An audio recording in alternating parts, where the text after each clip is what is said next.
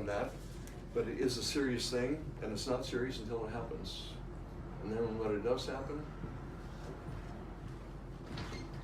I've actually had somebody die in my arms once because of a traffic accident. And I can't think of anything worse than what his family experienced when they saw it. And I had to give the man the last rites the best I could. I also had to counsel the man who hit him. It wasn't his fault.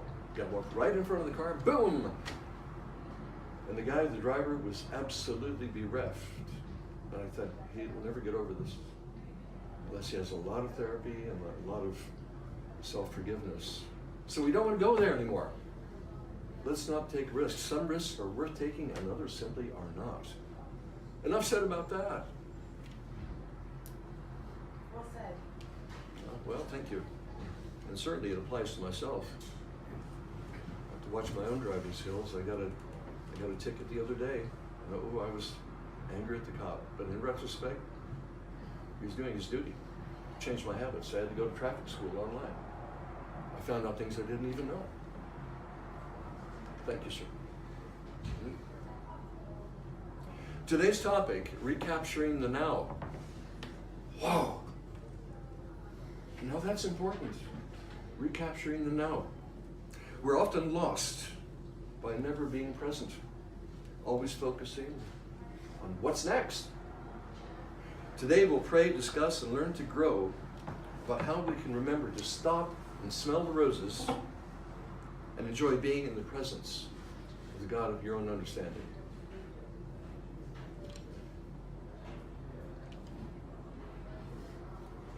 From the rising of the sun even to its setting, my name will be great amongst the nations, and every place incense is going to be offered, my name, and a grain offering that is pure, for my name will be great among the nations, says the Lord of hosts.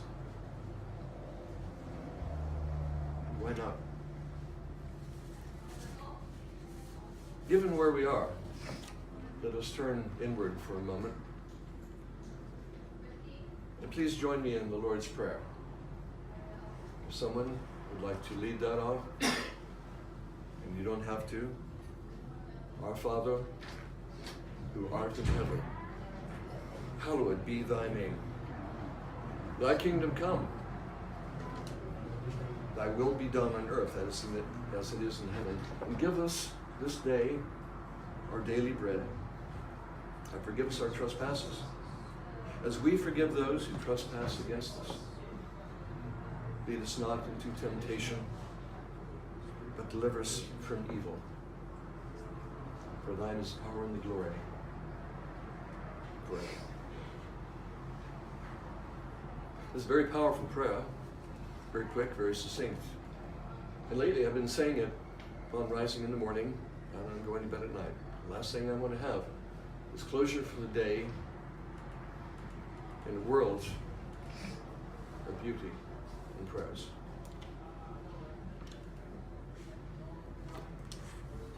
Why do we want to recapture the now? Well, if you actually look around in your own experience, you probably know people who are so involved in the electronic digital world and the gadgetry, they're not even with you when you're with them. In the old days, it used to be you go over to somebody's house and they greet you, you pet the dog, and then they sit down and watch TV in your presence. They're gone. They're hypnotized. And now we have a portable version of that, our smartphone. You engage with somebody, and the moment they go, my eyes roll over, what is that? M-E-G-O, ego, my eyes roll over. You can see people do that sometimes. You're talking, and then, you've broken contact, and then you say, oh, just a minute, and they pick up their cell phone, and they're texting, and they're no longer with you. They may as well be on the other side of the city. So let's not do that to each other. I once walked into a restaurant, and there were 4 men sitting at a table having lunch. I looked out of the corner of my eye, and each one pulled out a cell phone, each one of them, and he turned away from the person at the table. I thought, that doesn't say it all. Or if you go past a bus stop, you're there's 20 people waiting for a bus, how many of them are going to be not there? They're on their feet, but their heads are, who knows? So we have to be very careful. I have to be very careful too. I can easily be on the line for 5 hours at a time, and I try to stand up and I realize my ankle's gone to sleep. So I'm challenging even myself now to take regular breaks offline, to be in present time. Strange enough, my cat helps me a great deal. My cat will sit right in here when I'm on the computer, and after a while, if I'm not paying attention, the cat will reach up and go, no claws, just a gentle, hey, okay, I get it, thank you, thank you. So even our animals, they're more in present time than we are. But what keeps us out of being present? What is it that stops us being in the now, looking for the next idea, the next thing, the next click, the next dopamine thing? Well, I've thought a lot about this the last few days. It seems to be we have repetitions of old thoughts or actions, acting out old beliefs or projections of our mind, or even old programs that we have from our youth. But primarily, what keeps us out of the now is the one single idea, is I'm not good enough. I could be more. I don't stack up to what I see other people accomplishing or doing. I'm not stacking up to the dream I had when I was, what year? I'm not good enough. Now that is an undercurrent that I quite often don't recognize it, because I want to be better all the time. But it seems to me that what we need is a radical self-acceptance. What does that mean? That means really getting in and accepting ourselves, accepting myself, as who we are today.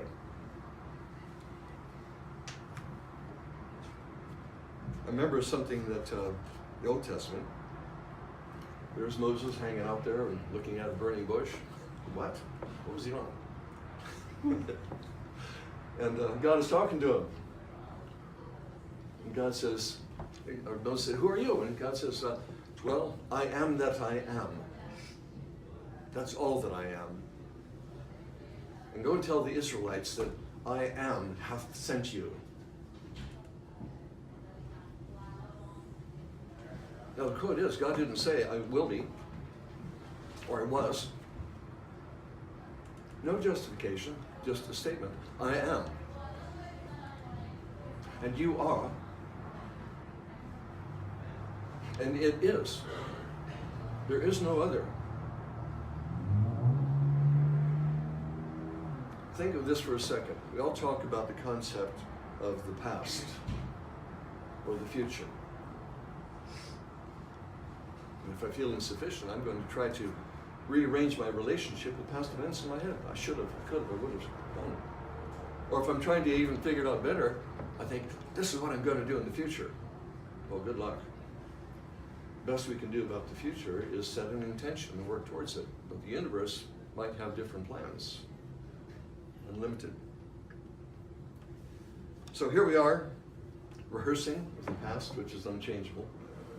And that is called rumination. I've had many times where sitting in my chair in the lounge with a cup of coffee, ruminating. I should have said this about that. Anybody done that? Anybody try to? Yeah. We have to be really quick on this one. If you're going to ruminate, say, yeah, do it once and you're out. Because you're not in present time. And the person that you're ruminating about, they'll never know. So why waste your time? You have to be kind of quick. Oscar Wilde, the poet, was in the lobby after the premiere of one of his plays, and somebody comes up to him and gives him a rotten cabbage, just ugh. And Oscar Wilde picks it up and says, "Oh, this is wonderful. You know, every time I smell it, I'll think of you." We have to be quick on our feet. We have to be so fast in present time that we use humor to get us through. Rumination. That's quite something. What about anticipation? That'll take us out of present time. Anticipation, trying to figure things out. There's a thing that we call the 90% rule. I found this to be true. 90% of my worries never come about. You mean I worried about whatever it was, and the date passed and nothing happened? Remember the millennium bug in year 2000? Where a survivalist was saying, oh, stack up sardines in your garage and water and everything else, and get your money out of the ATM, and everything's going to collapse, and planes going to fall out of the sky, and all that. You know. Well, I was in a sweat lodge at that time at midnight. I was sitting there, and buck naked on the ground, pouring water on the stones and herbs and everything, and just a wonderful ceremony. And midnight happened. I got out of the sweat lodge and looked below at the cityscape, the beautiful lights. And they were all the lights were going. There's no changes. I thought, you mean I was actually worried about nothing? And what about the other 10%? Well, I can't do much about it until it happens. And then if I'm in present time, then I can take an action step. So rumination or anticipation keeps us out of the present time. And how are we going to do that? Because we know there's a problem. In fact, any of you could be talking about that from your own experience, because you probably would have seen it, and others or yourself. But what are we going to do about it? How can we recapture the now? It is accessible, and it is possible to do it.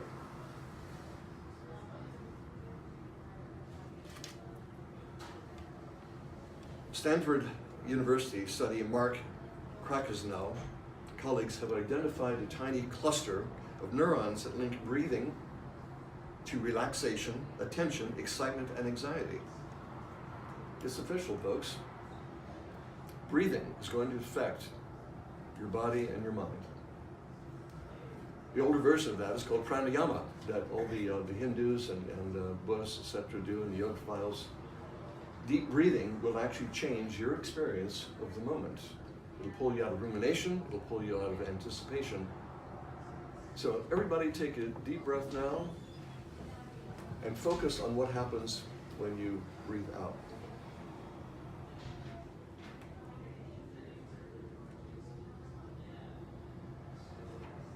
Nothing happened. Nothing happened at all. There's this neutral point when your breath goes out and just letting go. Breath control. One of my people that I dearly love out there is a role model, is Viktor Frankl. Now, if you've heard me talk about it before, you know who Viktor Frankl is, so let me summarize.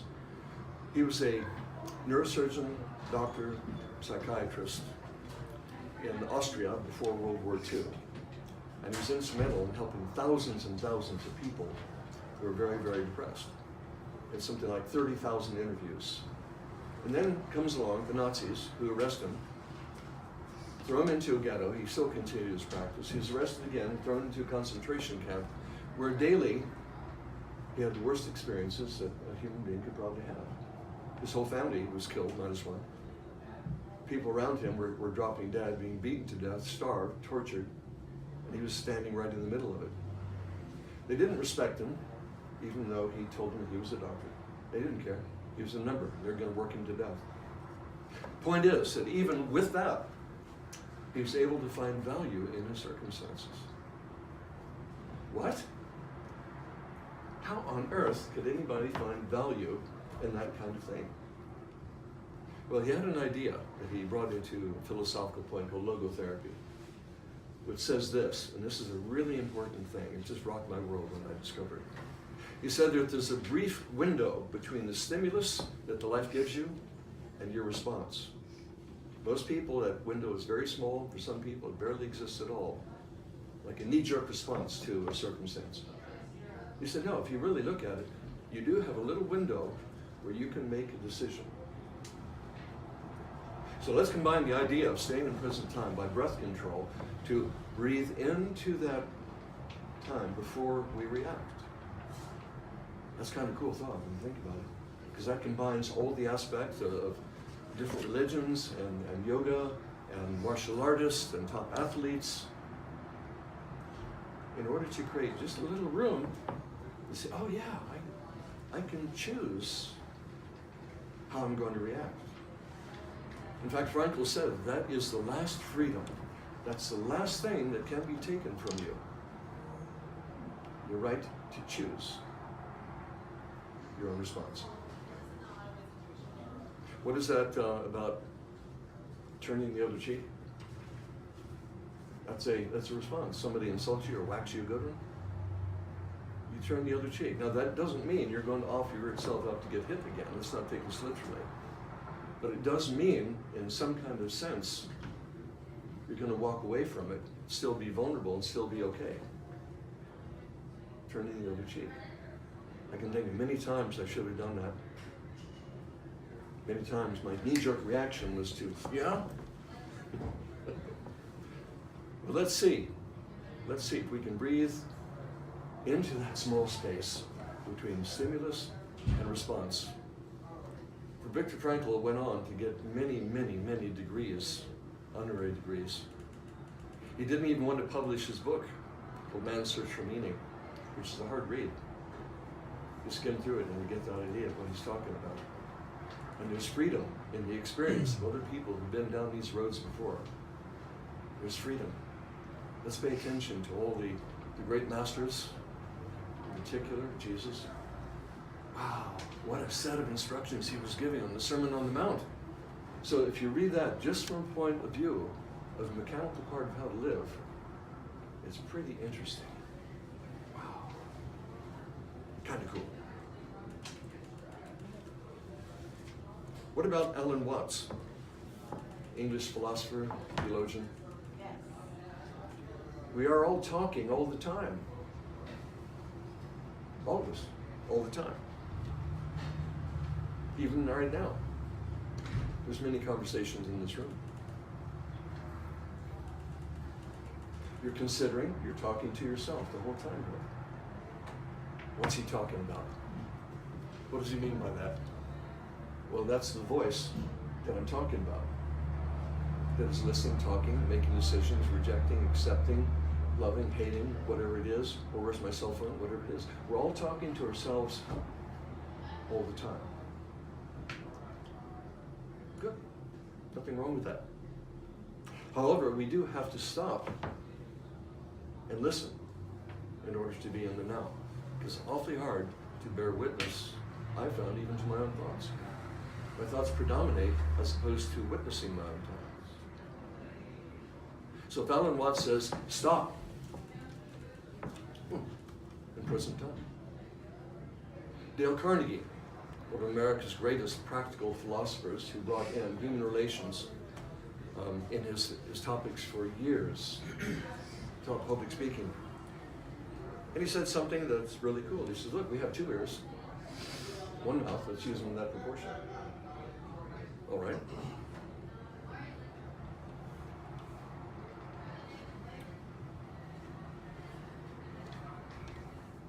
Self-acceptance by choice. And that doesn't mean we have to sit down and do nothing. It doesn't mean we have to be overly active. We just have to get where we are in the body that we've got, at the age that we've got, with all the wrinkles that we have, and all the scars, all the things on our body. We've earned it. We've all earned who we are. In fact, I would suggest to you that we're all perfect. I mean that, we're all perfect. And we have ideas and considerations that stand in the way of the knowledge of our own perfection. We're complete and whole in God's eyes. There is no other. We're the biggest judges of ourselves. Well, stop it. In fact, you could call it just dignity. So when God said, I am that I am, Present time. That's all that I am. That's all we are. One of my favorite singers, a guy that you've probably heard of off and on for years, Neil Young. If you go back and listen to some of Neil Young's lyrics, he said some pretty profound thing. One of his records, one of his tracks called "There's a World." There's a world you're living in. No one else has your part. We're all God's children in the wind. Take it in and blow hard. Breath control. Look around you. Have you found it? Walking down the avenue. See what it brings. Could be good things in the air for you. We are leaving. We are gone. Come with us to all alone. Never worry. Never moan. We will leave you all alone. In the mountains, in the cities, can you see the dream? Look around you. Has it found you? Is it what it seems? There is a world we're living in, and no one else has your part. All God's children in the wind. Take it in. Blow hard. What does now actually mean? Well, quite often when I'm trying to figure things out and try to plumb the depths of understanding intellectually, I think, oh, wait a minute, do I actually know what it means? No. So I took a look at dictionary, which is a great source of inspiration if you use it correctly. And I said, do I really know what now actually means? We use it all the time. And we have a working knowledge of it. But let's go further into the word itself. The word comes from many different languages, the Teutonic languages, German, English, Scandinavian. And there's a word in Latin and Greek for now. It means at the present time. Yeah, we know that. But it also means at a particular past time. Example, he was now king. Was now king, okay. It means also at that time in the past, after this had happened. It often implies a connection to a preceding explanation of what follows. Now, the man was a really good carpenter. Now, even when that was. So it isn't just about the use of the word here, it also applies to circumstances in time that can be isolated out. When you use but now, it means only a little while ago, or very lately. When you use now and then, it means at one time or another. It means also indefinitely, occasionally, and at intervals. But we have to actually go for one of these possibilities, because the other are just literary twists, etc. I like the idea that now means at present time.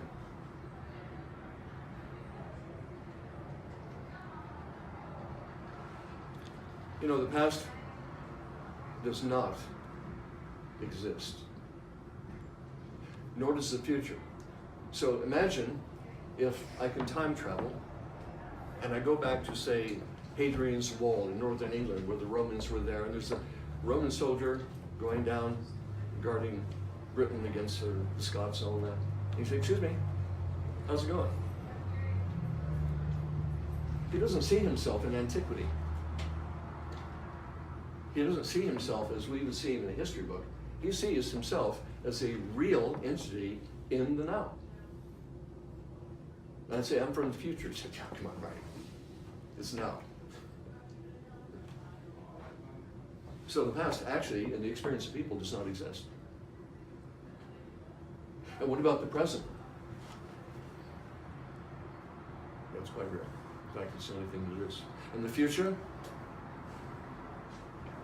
Can you go into the future?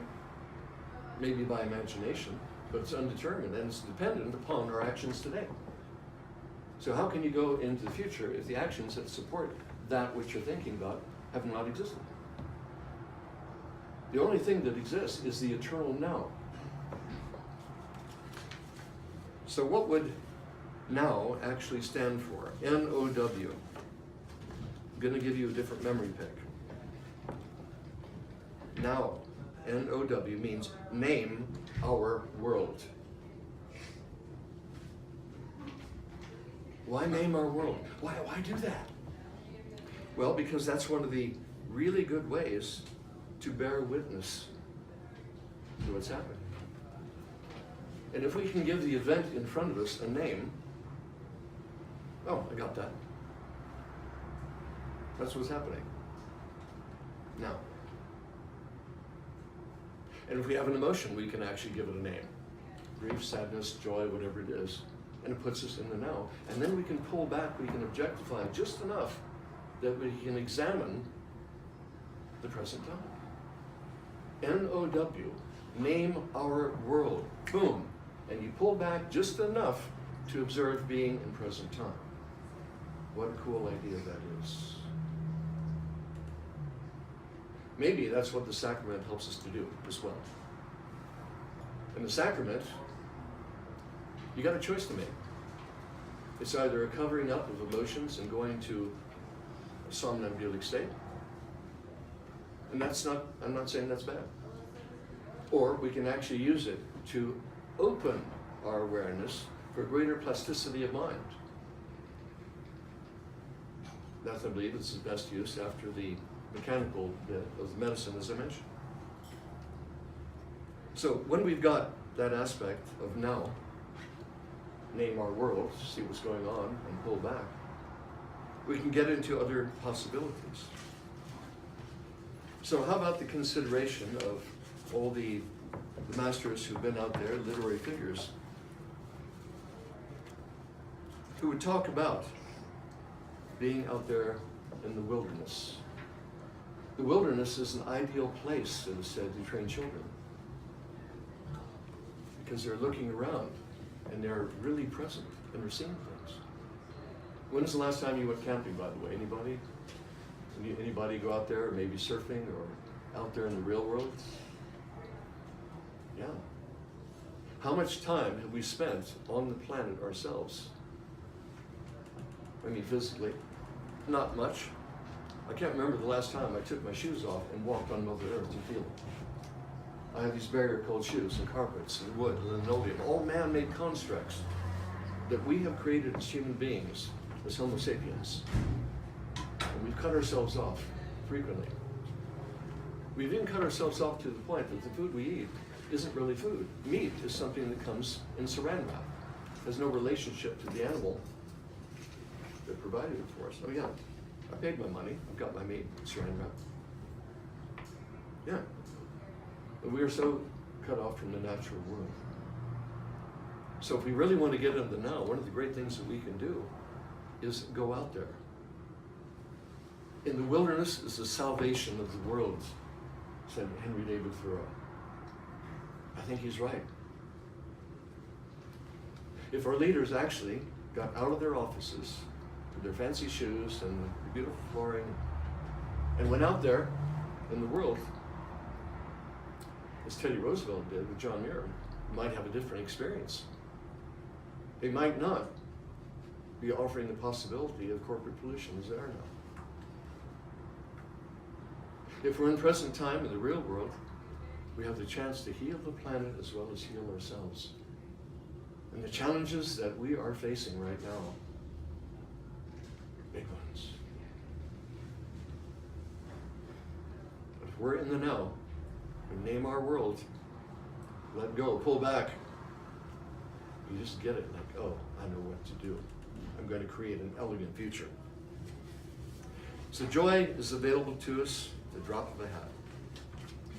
And just on the out breath, try it again, take in a deep breath. Just letting go on the out breath. Just the letting go. Stillness in movement and letting go of the past is like letting go of old clothes that you've outgrown. That's a Zen thing that I picked up from listening to Zen masters. They say, when you let go of the past, you just walk away from it Like you get rid of a fashion or clothes that no longer fit. It's that easy. You let go, you just walk away.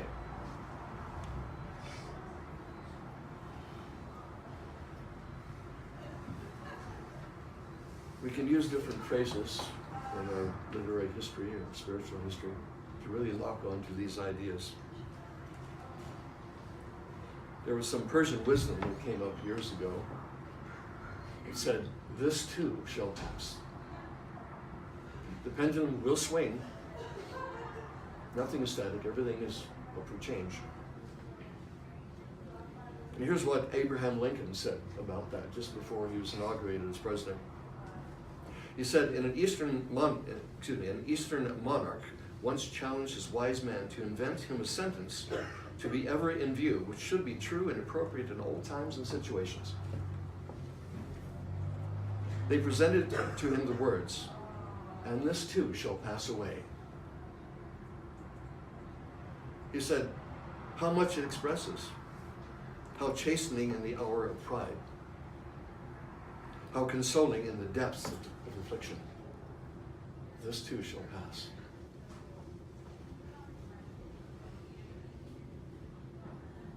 I had a conversation a while ago with a friend of mine, John. I told him how upset I was about things that are outside my control, the politics. Good grief. Where do we go? We're in the digital world and it hits us and slams us anytime we pick up the phone. Where do we go? Gave him a hug and he gave me a hug and he walked away nodding, agreeing, yeah, it's a problem. And then he turned around to me and he said, "Oh, by the way, don't worry about it. What? The pendulum will swing back." It will.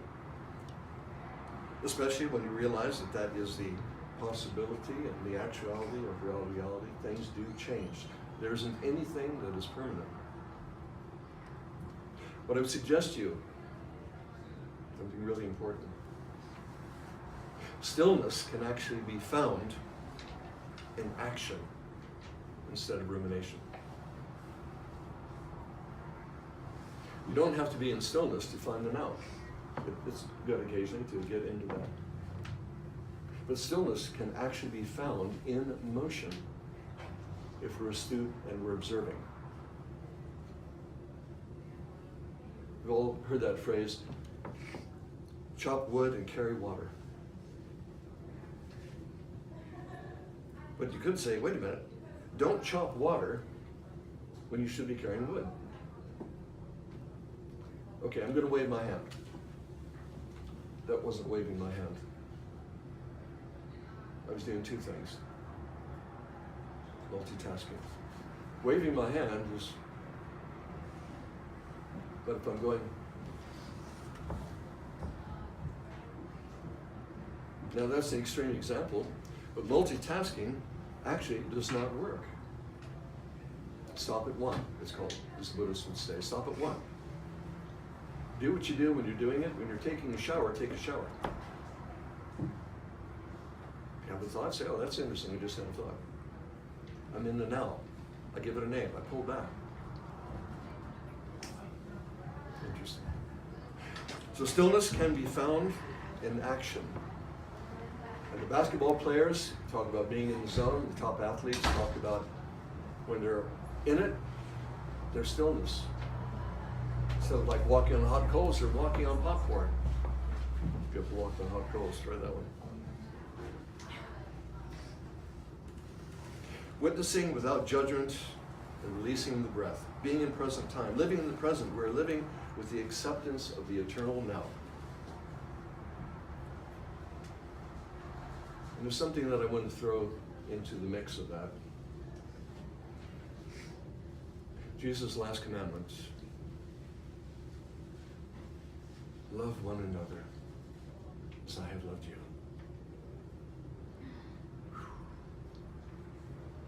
How gracious. We pass the torch.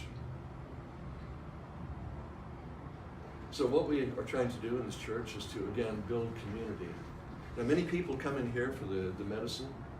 Let's say that's great too. But let's expand our possibilities into who we really are with the medicine is the sacrament. So I'm going to offer that to you as you bless the sacraments. We say thank you for these gifts and tools that we have at our disposal. Now I'm going to offer this, but not to you who are drivers. If you do want to do that, call Uber. I don't want to hear about anybody driving under the influence, because it will really screw up your life if you do, if it goes wrong. So I want you to make an agreement with me and this church that you want to Bible driving. Because if you do, you're going to get in your car, put on your seatbelt, look in the rear view mirror, and you're going to see me going, you go. Now try to erase that from your mind now. The other side of that is that the Native Americans, when they have a pipe with tobacco, if they don't like the tobacco, they take the bowl and put it right against their heart. And then they pass it on to someone who might want to imbibe the tobacco. So again, don't have to do that, but if you do, here it is. When you come up, I'd like you to each take a flower as well, because we're going to use that as a guided meditation. Anybody? Bueller? Bueller? Anybody like the sacrament?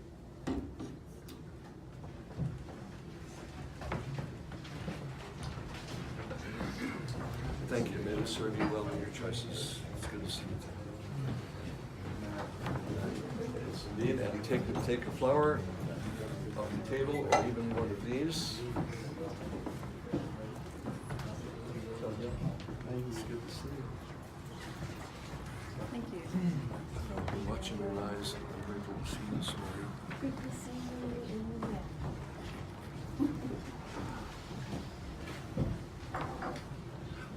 Sir. Hello.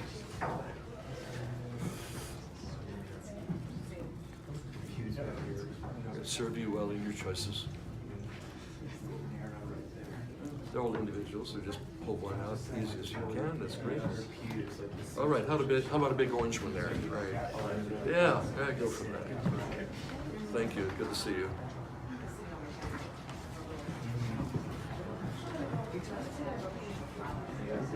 Yeah, take the whole thing. It's fine. Thank you. Hi. Could you open up one of those little boxes too? That's the medicine in there too, so for sacrament. Yeah, if you like one of the bigger ones. I don't know. I'm waiting.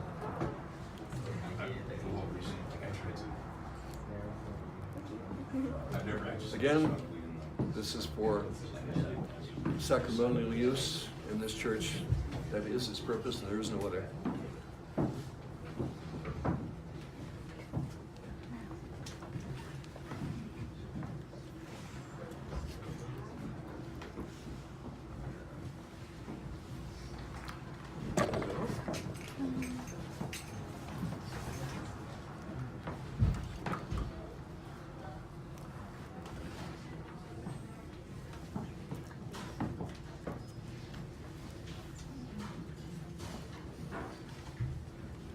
Remember, everybody, get your designated driver if you're driving.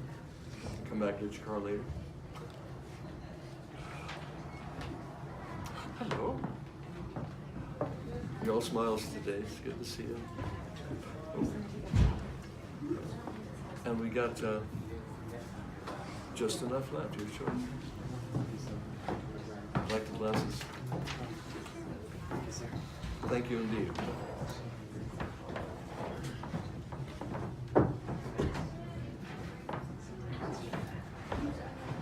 Let's see, do we have a lighter, buddy? So they provide you this.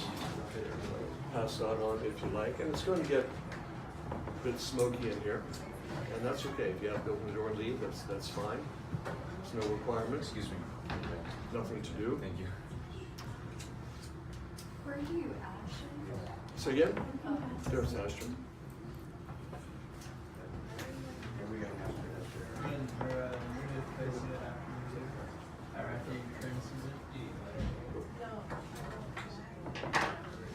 Anybody else in the library? Thank you.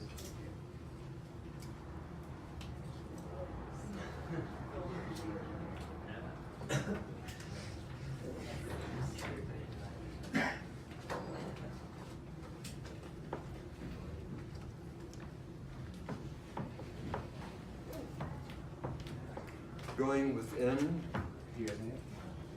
to watch the mind at play. Making agreement to observe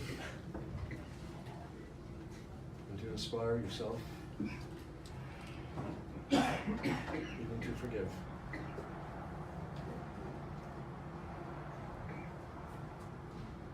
Let us love one another as I have loved you. It wouldn't be a bad thing also to meet somebody new in the room just for a moment as things are settling in. It's okay to shake hands with somebody new. In fact, let's all do that just to say hello. Yeah. Break some isolation. Community, sharing, love for one another. Filial love within community.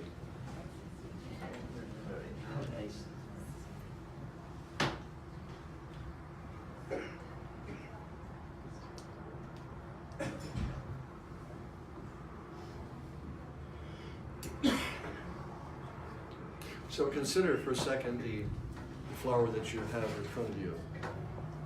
You know, roses have been with us for over 300,000 years, according to fossil records. A long time. 70,000 years ago, there were many humanoid species around, Neanderthals and such. Where'd they go? There's a process that lasted, 40,000 years when we entered into more knowledge. And then the Homo sapiens, that's us, outlasted all the other players.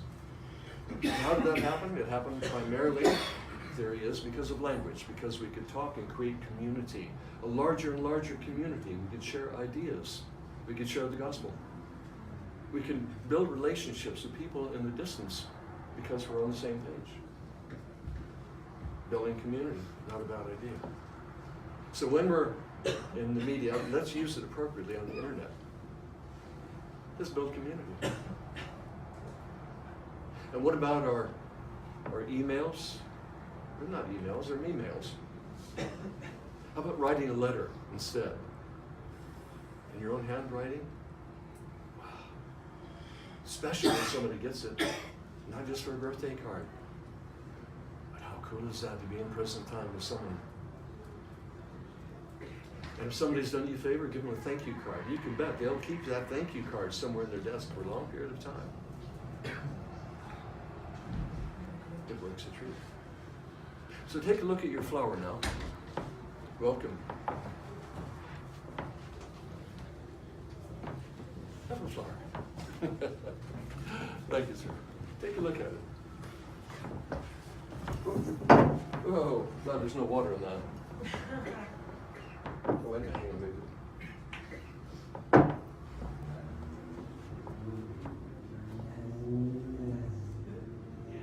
For Solomon in all his glory, wasn't as well clothed as the grasses of the field, the lilies, etc., etc. How about that? So take a look. And imagine now that you close your eyes, imagine that you can go inside that flower. Your imagination is that powerful. Imagine that you can shrink your body down, that you can travel into this flower. Imagine going into the stem.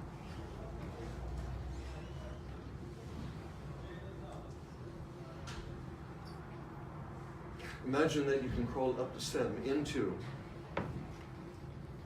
beautiful colors.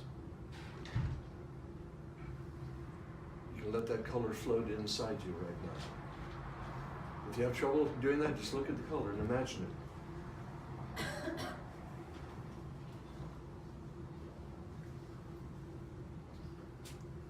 And imagine again that you go just on one of the petals.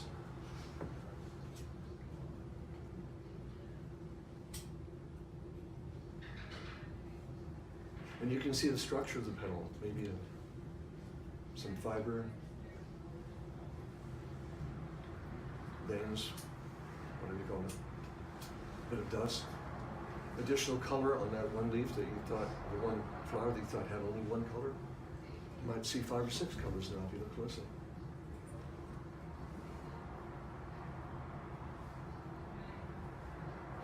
And walk in your mind's eye to the edge of that petal.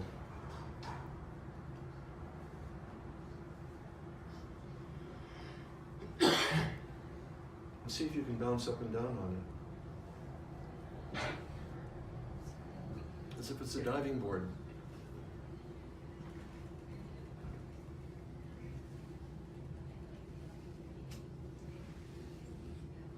And take a deep breath. And just letting go out the mouth again. And see in your mind's eye, if you can do that again, just bounce upon that petal. It's a game. Something a child would do, and there's nothing wrong with that. So let's be childlike for a second. Have some fun with it.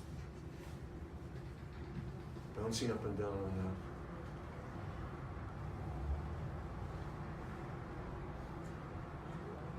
And now it's time to take a risk. Bouncing up and down on that, symbolically, or whatever way you choose to describe it.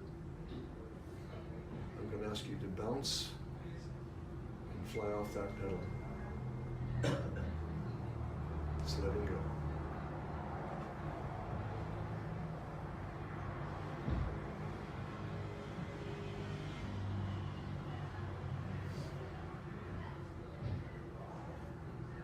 Letting go, paradoxically, is one of the hardest things to do. But when we do it, it's the easiest thing to do.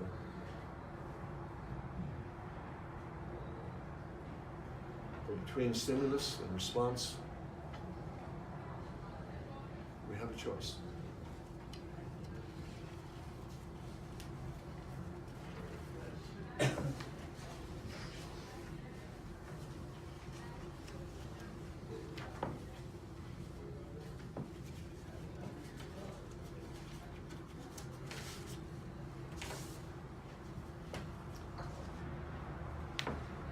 So in that new place that you've created, let's consider the peace prayer of St. Francis.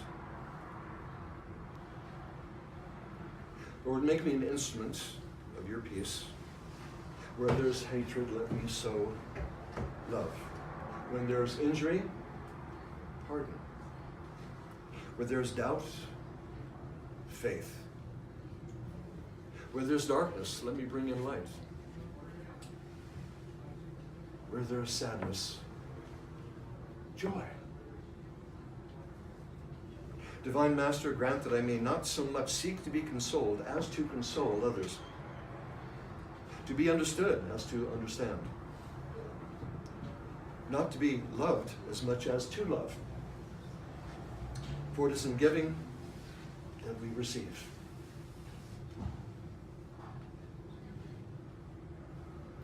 It is in pardoning that we are pardoned.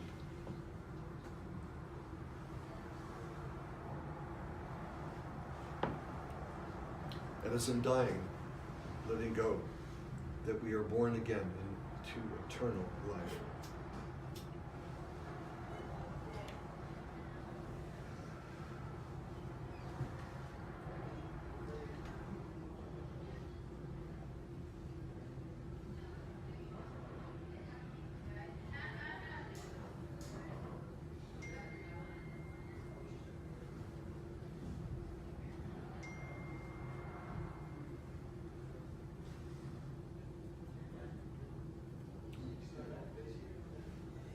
The Serenity Prayer doesn't come out of the Bible. It comes by a poet, Reinhold Niebuhr, if I'm pronouncing his name correctly. And his idea in the Serenity Prayer was, he said, God, grant me the serenity to accept cell phones at rain. To accept the things I cannot change. See, I can't change that. But I notice it's gone. I'm not going to hang on to anything. the courage to change the things I can, and the wisdom to know the difference. Living one day at a time, enjoying every moment at a time, in the now. Accepting hardships as the pathway to peace. Taking as he did the sinful world as it is, not as I would have it. Trusting that he'll make all things right if I surrender to his will. So that I may be reasonably happy in this life and supremely happy with him forever and ever in the next. Amen.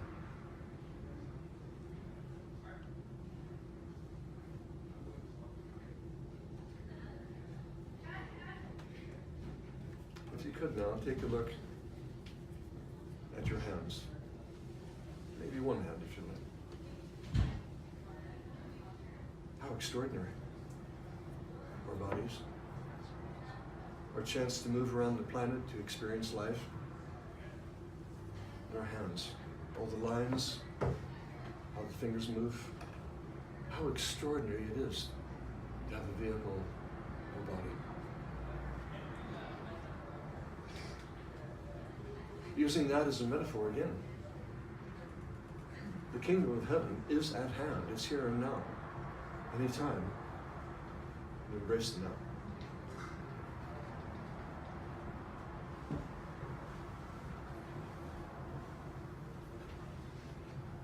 Enlightenment is as close as our breath. The word nirvana is perhaps descriptive of the highest realm that we can reach.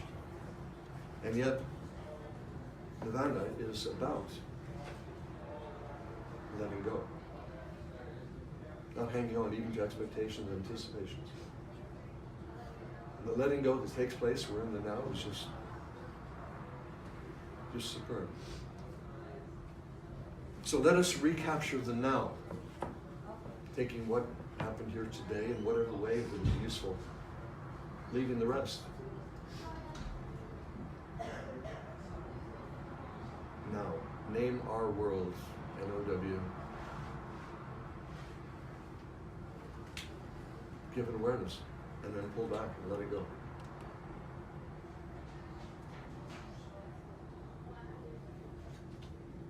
I want to thank everybody for coming in today. Really do.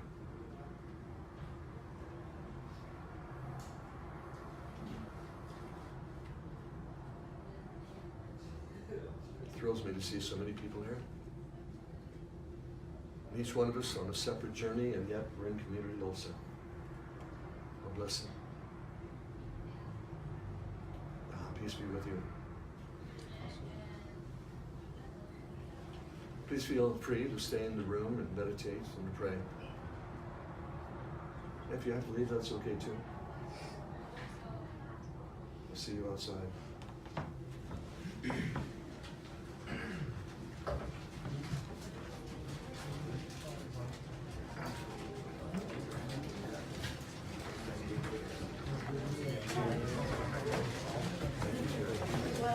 Very kind eyes. Thank you so much. It's working.